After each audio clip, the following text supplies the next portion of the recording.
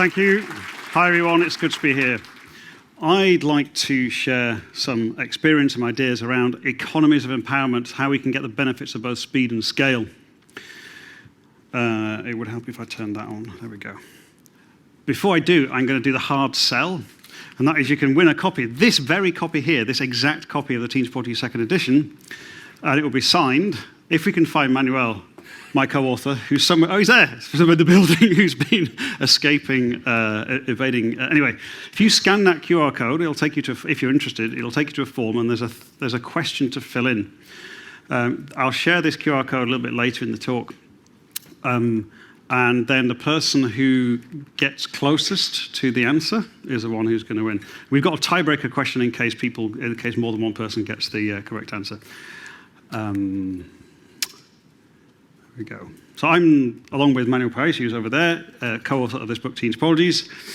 The question that I want to focus on, or I want to zoom into today is this. We often get asked this question. So people, maybe they've read the Teams Portage book, they come to us and say, hey, Matthew and team, can you help us do something? And often it's this: how can we scale without slowing down? That's often effectively, either literally or paraphrase, what organizations are asking. And actually the default kind of mindset in lots of organizations is, well, if you're going to scale, we need to make things bigger. It sounds like common sense. But actually, that mindset then is like deeply unhelpful, effectively, because to scale, we actually need to focus on some different things. So to scale effectively, we actually need to focus on this: empowering teams around smaller things and actively curating, sharing across those team boundaries. Which sounds really simple, but it turns out that most organizations don't do anything like this.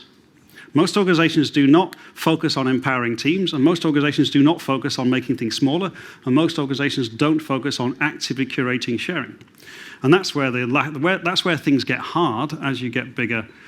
I guess when Manuel and I were writing the Teams Portage book, so we were writing it in 2018.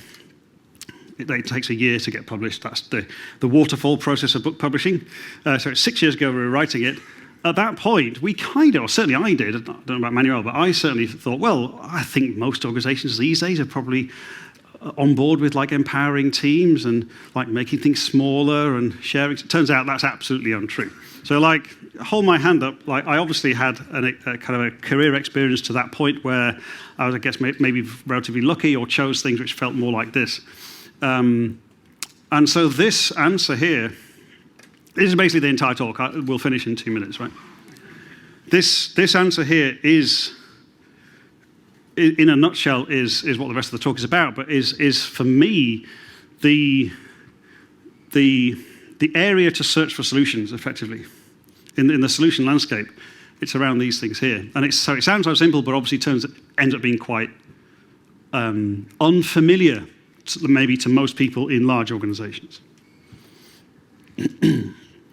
So take this example here. We've got scale up, it reaches market fit, it gets acquired by a big corporation, but then it loses its effectiveness as the big corporation takes over. This is like what happens time and time again, right? And the big corp goes, oh, we bought this company, we thought they were great, and then suddenly it doesn't work, and oh, what a wasteful investment. Like time and time again, the same thing like that happens. Or we've got a situation where we've got a new service line or a product within a large corporation or government department, and it's had some initial success, but we need to be more enterprisey. Who's heard that? This is how we do it around here. We've got to take this a bit more seriously. Or the previous funding has dried up and there's a push towards operational efficiency. Now, this is quite a common theme, I think, in 2024, 2025. I imagine most of you will have seen something like this. And lots of, historically, organizations, particularly people thinking about kind of finance and operating organizations, have been taught about economies of scale and economies of speed. And to some people, so literally we had this from, this was from it was an organization in the financial services sector in the Netherlands, and they literally came to us and said, like, we're at this junction, we need to decide, we've been running with an economy of scale to date, But now we need to switch into economies of, sorry, other way around. We've been running with economies of speed, and we now need to switch to economies of scale. That was the ask from the business. And it definitely got me thinking. I don't think this is an either or. I don't think there's a binary choice here. So the challenge is this: how can organizations navigate away from a binary choice between speed and scale and instead get the benefits of both? Now, none of this is easy, but this is the question. So there are some organizations that are starting to do this. So here's a few bullet points from one of the case studies in the second edition book. They saw, having adopted some team topologies and related approaches, they saw a $9 million recurring annual revenue cost reduction. They saw 26% faster feature delivery. Blockers were decreased by 45% and significantly higher team satisfaction as a result. This stuff is happening. It's happening at a decent scale. In this particular case, I think there was 250 teams, or roundabout. You'll find out when you read a copy of the second edition book. We'll dive into this particular example a little bit later. But these are real results that then are worth sharing and aiming to repeat. We've got 10 new case studies from around the world. Every continent is represented apart from Antarctica. The Penguins were a little bit busy with, I think, dealing with Donald Trump's tariffs at the time. So if you want to find out, then here's your last opportunity at this point of the talk to scan the QR code and get yourself a copy of the second edition that we'll sign today. But of course, you can buy it online as well.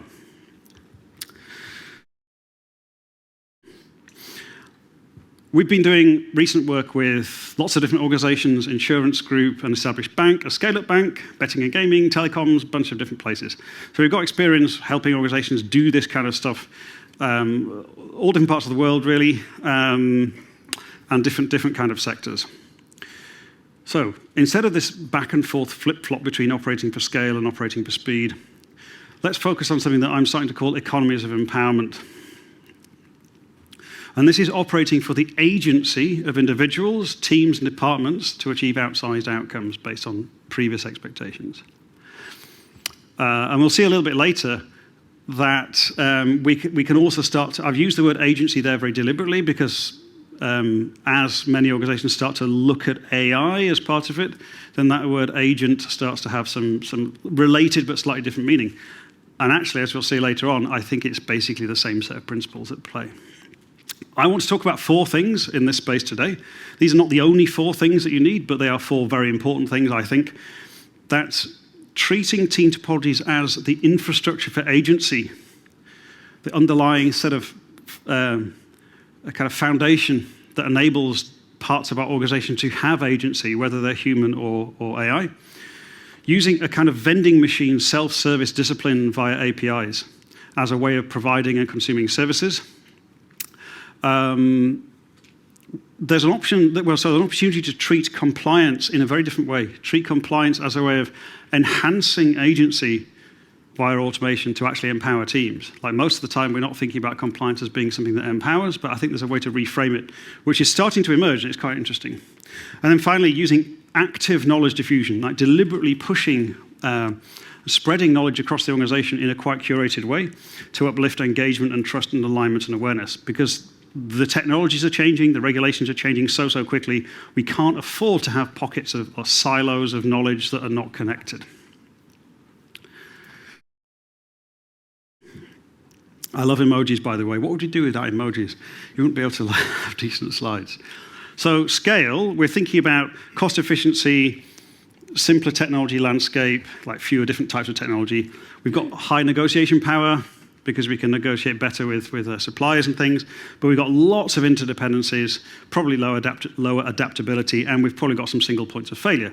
So like in the context where we're building widgets, cost efficiency, using economies of scale makes a lot of sense, because the production line is basically predictable, and we're trying to drive down the unit cost. Fine. But when we're doing knowledge work, we're not building widgets, absolutely not building widgets at all. We're doing something very, very different. And most of it is discovery, and most of it is blending ideas together and seeking new opportunities and so on. So economies of scale don't really work for knowledge work at all. In particular, on economies of scale, when we're working in that way, often we're seeking to make manageability easier. So optimizing for how easy is it for one person to manage a thing, rather than actually allowing a different way of control to emerge.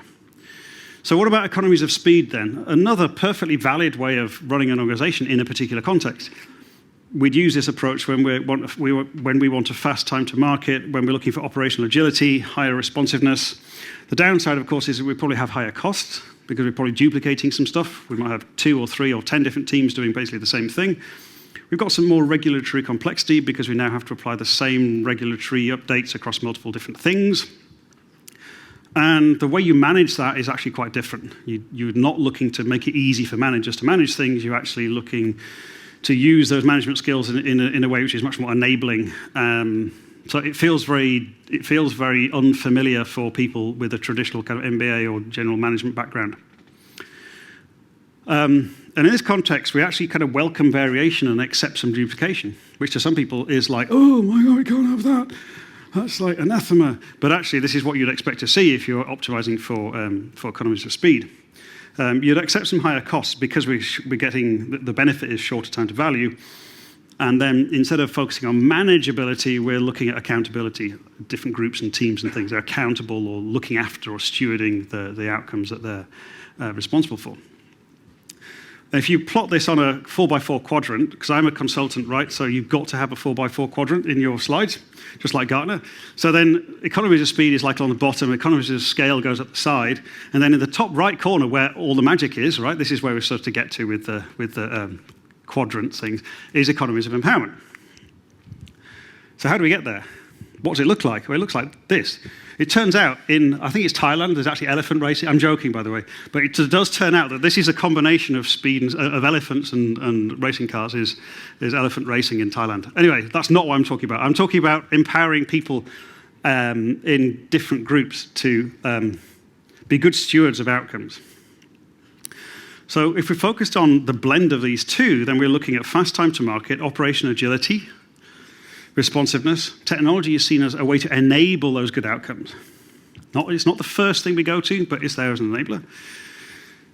Regulation can actually act as a differentiator for our business. We sort of, not that we exactly welcome the regulation all the time, but actually there is a way in which if we're nimble, regulation, because we can actually work with the regulation, it enables us to actually have market advantage. And we'd expect to see the workplace thriving as well in this kind of context. So the organizing principle is actually agency of groups, agency of teams, people, and different groups in the organization. That's our like go-to starting operating principle. And like I wish I'd had that in my head before we wrote the first book, because it would have explained a lot of things easier for people. But anyway, I think in our next book we'll probably zoom into that as one of the topics in more detail, which is like starting with how do we empower people, how do we give people agency, actually unlocks so much better thinking approaches, conceptualization of like what the problem space is. We'd expect to converge to a few solutions, but not just one. We'd expect to have like a diversity of supply and services, like multiple different suppliers for different things rather than just zooming into one. More like an ecosystem, effectively. We'd expect to innovate around any compliance that we need to do. I'll explain a bit on that later. And make use of this API, this very technical, like software-y concept, application programming interface. But that's now turned into something which is actually it's very powerful enabling if we use it in the right way. There's a whole slew of books here I want to point out, and these are in the slides. I'm not going to go through them one by one, but this set of 6 books here is like an amazing collection. If I were to recommend 6 books to read, I've forgotten one. I've forgotten one book. There's another book to add to here, which is Sooner, Safer, Happier, from John Smart and his colleagues. But anyway, this collection is certainly like a good set of 6. I'll zoom into one of these books a little bit later on, but you'll get the links in the slides later. And these all help in this kind of space. So what's needed to make this transition to economies of empowerment? Again, it's not just these 4 things, but these are the 4 things I want to talk about today. Team topologies, self-service, APIs discipline, compliance as enhancing agency, and active knowledge diffusion. So I want to start with treating team topologies as infrastructure for agency. This is how I think about team topologies now.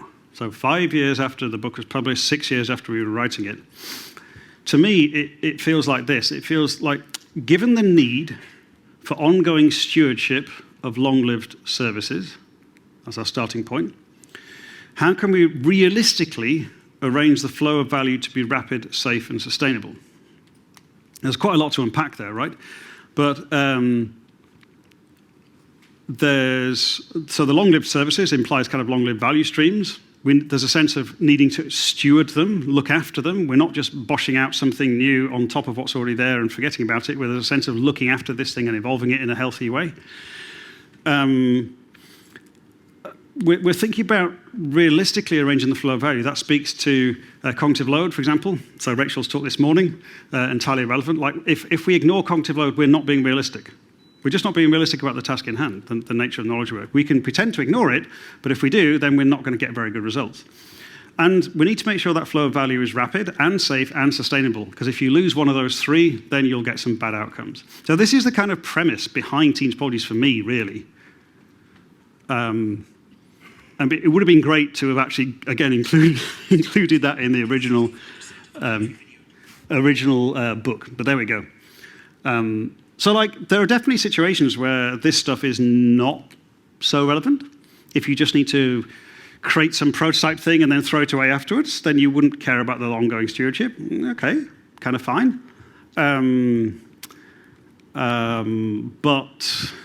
And if I guess there's one other situation where this is maybe less relevant is if the entire focus of the organization is building something to sell to a venture capitalist or private equity company, then maybe you don't care about the long-term stuff. Maybe you don't care about the health of the thing you're building because you just want to sell it and move on.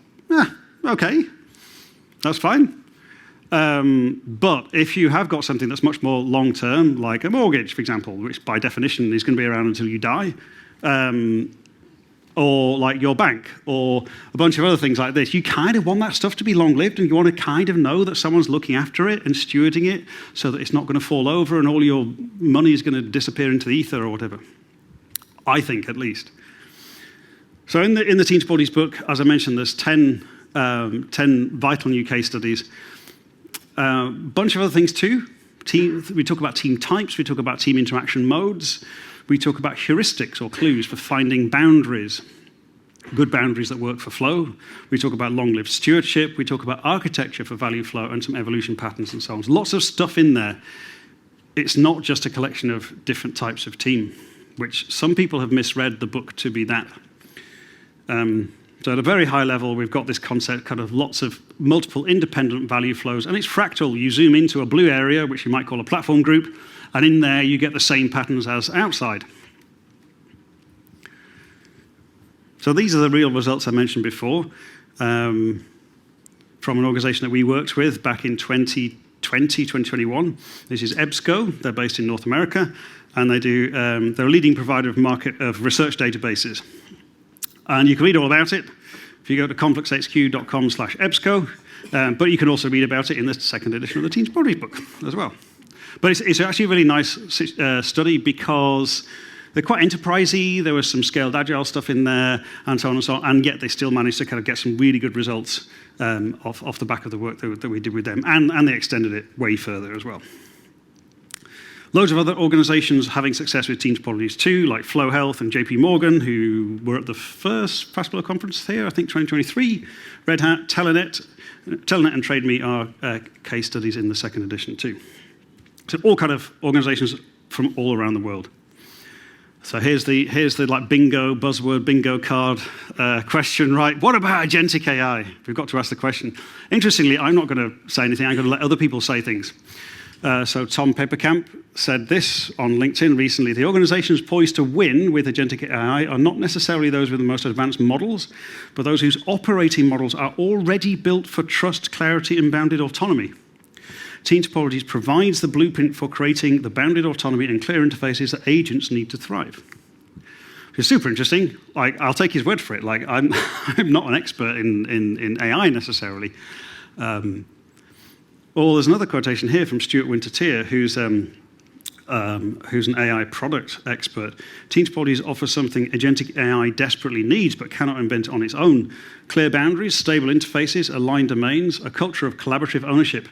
Team topologies is the infrastructure for agency. So it was really interesting to kind of dive into these perspectives from a bunch of people who are way more knowledgeable than I am about kind of AI and the dynamics involved.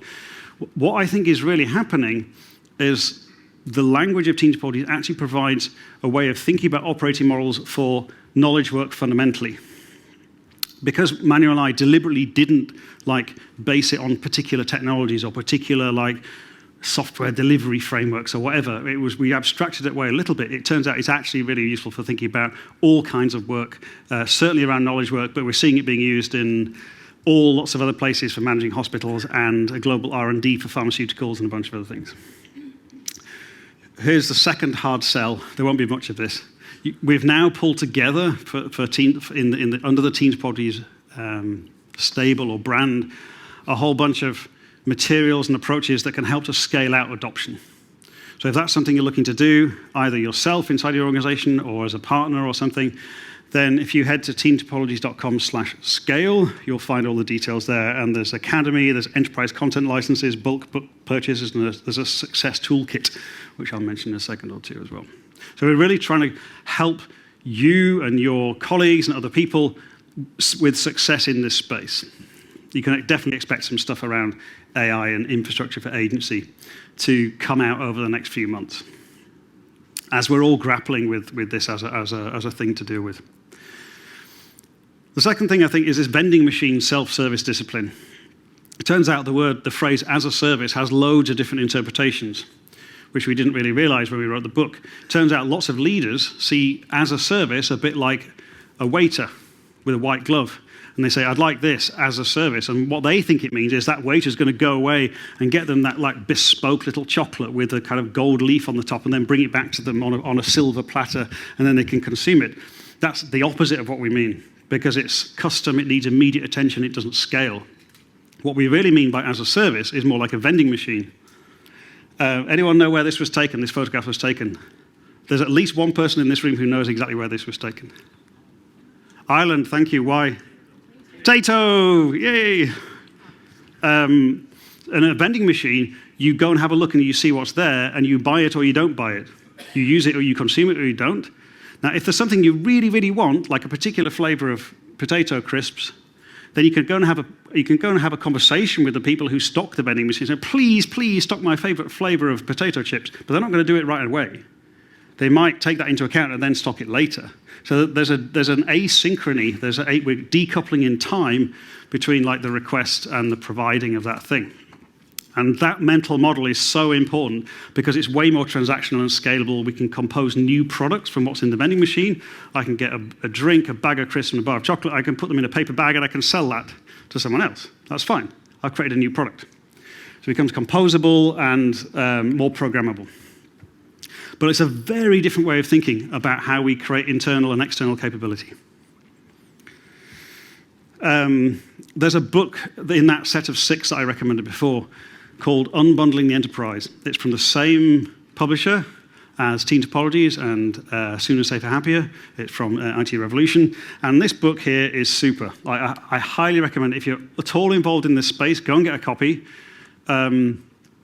I was chatting to the authors recently. They found a version of this talk that I gave in Australia a few months ago, where I actually said I was skeptical when I first got the copy of the book. I didn't believe it was actually going to be a good book, and they were laughing. They thought it was hilarious. I think it's great. I recommend it all the time. I'm going to skip a little bit on, but it's about creating options. And that helps navigating the changing external and internal landscape effectively. But it's a super powerful way of thinking about enterprise and operating models. And crucially, with an API vending machine mindset, it empowers teams and groups inside and outside the organization to innovate autonomously without having to wait on someone else to provide it for them. So the use of APIs is actually, when we start with that, how do we empower people, then when we look at APIs, we see, we're going to use this APIs approach because it's a way of empowering teams to do great things. It's a reframe of an existing approach, and I think it just brings a huge degree of clarity.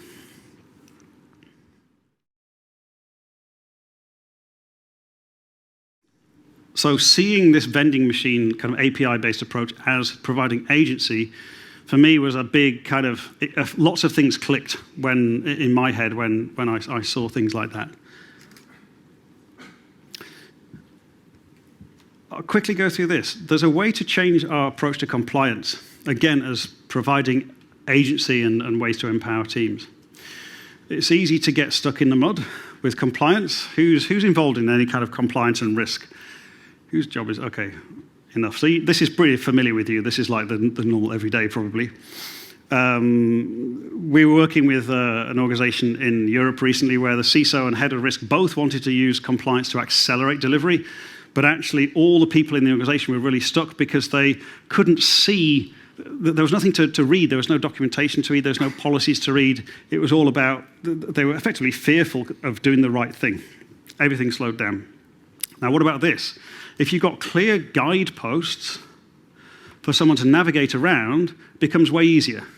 So this person is going slalom canoeing down a whitewater river. They can see where the guideposts are. They know where they need to navigate. It's still not easy, but at least they can see where the guideposts are. They've got a chance of navigating effectively. And so this is plotting the quickest route to success. We've put the compliance guidepost in. The competitors will also be struggling in this space, but if we can somehow learn to navigate that more quickly, then we're actually onto a good thing. And the compliance requirements are like a map of business opportunities to exploit. If we combine this with the API approach, then we can actually offer out compliance things as a service to the market. And literally, one of the organizations that we've been working with this year is doing exactly that, because they're nimble. They can actually offer compliance solutions as a service, turning their internal services outwards because they're nimble enough to do it. Still doesn't mean it's easy, but it almost feels like a superpower. Here's one example of a tool in this space, Cosley. They're actually in the Teams Product Success Toolkit, along with Teamform. Teamform is downstairs. They're one of the sponsors of this conference. It's this logo here. Teamform is also in the Success Toolkit, 2 examples. But in this particular case, Cosley is super focused on turning compliance from a bottleneck into a competitive advantage. So it's worth having a look if you're in that space. They're doing some amazing things.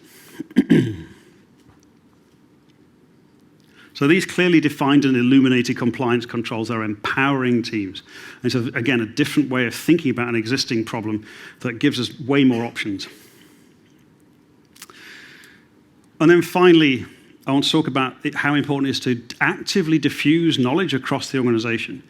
Because the technology is changing so much, because the compliance requirements are changing so much, because all kind of things are changing so much, we can't afford to have pockets and silos of knowledge. We need to actively push the right stuff across the organization. Find the things that we really want to act as a magnet or a beacon that are going to pull people in the right direction and shine a spotlight on those things.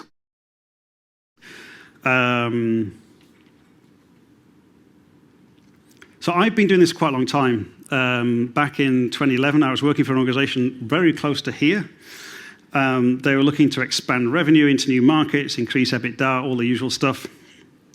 And crucially, they wanted to stay nimble with empowered teams. And we ended up running a series of internal conferences to align and inspire and connect and engage.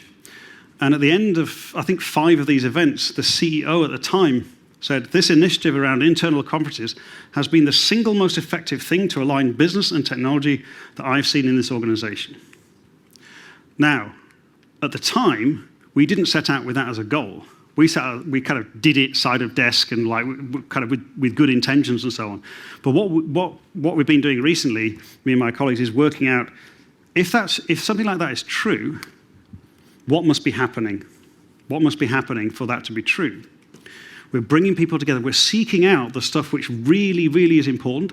We're literally bringing people together from different parts of the organization, like the head of marketing and the head of databases, coaching them to give a talk about something, and then suddenly people see those 2 roles literally on stage at the same time, and they go, wow, actually, that's really aligned, and so on. There's more to it than that, but the point is we were actively going out and finding the pockets of good stuff, shining a spotlight on it, and curating it into a program of information, talks, that kind of thing.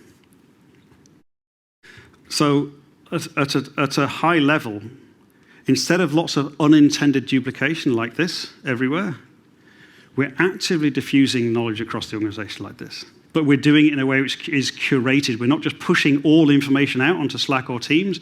We're being much more mindful about what is it that we want to share and promote.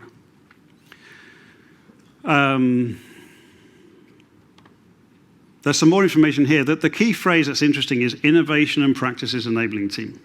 That's the thing that we've been working on in the work we've been doing in the last couple of years. And so using the Teams Policy's idea of an enabling team, but using it to help with innovation and practices adoption.